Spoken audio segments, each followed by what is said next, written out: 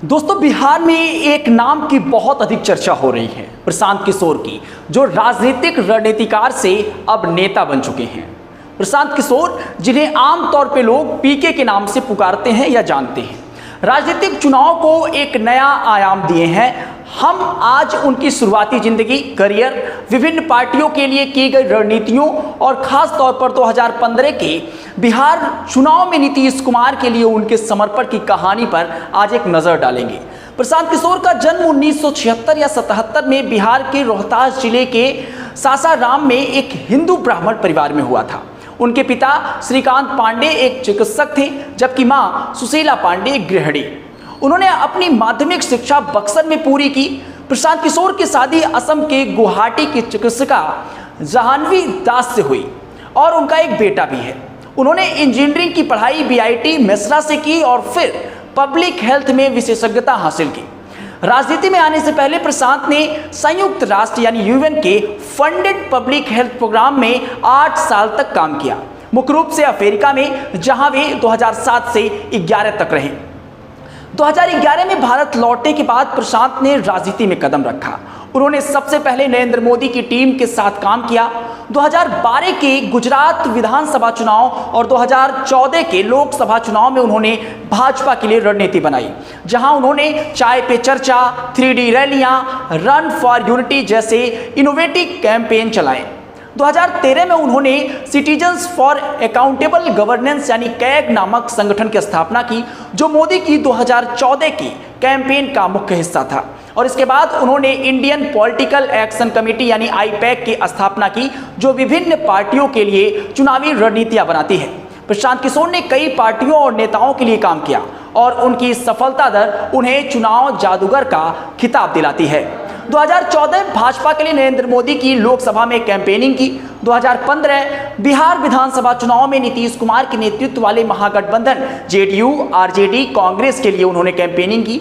यहां उन्होंने महागठबंधन की जीत को भी सुनिश्चित किया। 2017 कांग्रेस के लिए उत्तर प्रदेश विधानसभा चुनाव, हालांकि ये चुनाव उनके लिए असफलता का एक कह सकते हैं कि एक्सेप्शन छोड़ गया। पंजाब में कैप्टन अमरिंदर सिंह के लिए भी वो काम किए। 2019 में आंध्र प्रदेश में वाईएसआर कांग्रेस पार्टी के लिए वाईएस जगनमोहन रेड्डी के लिए उन्होंने चुनावी कैंपेन किया। 2020 दिल्ली विधानसभा चुनाव में आम आदमी पार्टी आप के लिए अरविंद केजरीवाल और बिहार में फिर जेडीयू के लिए नीतीश कुमार के लिए उन्होंने कैंपेनिंग करते हुए वो नजर आए। 2021 में अगर बात करें तो पश्चिम बंगाल में टीएमसी के लिए ममता बनर्जी और तमिलनाडु में डीएमके के लिए उन्होंने एमके स्टैलिन की सरकार के लिए काम किया।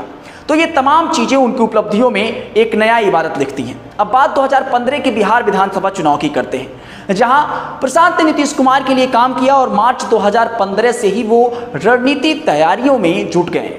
लेकिन औपचारिक रूप से जून 2015 में टीम नीतीश में शामिल हुई और इस दौरान वे पटना में नीतीश कुमार के घर से ही ऑपरेट कर रहे थे, जहां वे अपनी कोर टीम के साथ काम करते थे। रिपोर्ट्स के मुताबिक उन्होंने करीब 9 महीने तक नीतीश के घर पर रहकर काम किया और इतने मग्न हो गए थे कि दिन रात चुनावी रणनीति पर फोकस करते रहते थे।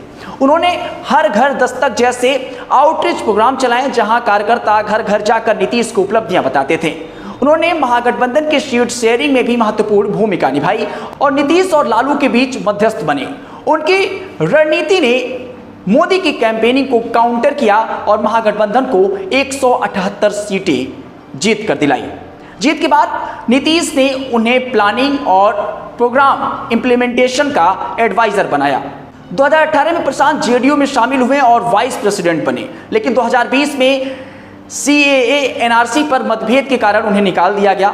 2021 में उन्होंने चुनावी रणनीति से रिटायरमेंट की घोषणा की, लेकिन 2022 में जनसुराज अभियान शुरू किया।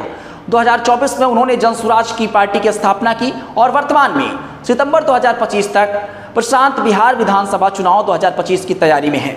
वे अपनी जन्मभूमि करगहर से या तेजस्वी यादव के खिलाफ रघोपुर से चुनाव लड़ सकते हैं। हाल ही में वे बिहार बदलाव रैली कर रहे हैं और जनसुराज को बिहार की राजनीति में एक नया विकल्प बनाने की कोशिश कर रहे हैं। हालांकि विपक्ष उन्हें बीजेपी की बी टीम कहता है, लेकिन प्रशांत किशोर इसे समय समय पर खारिज करते रहते हैं।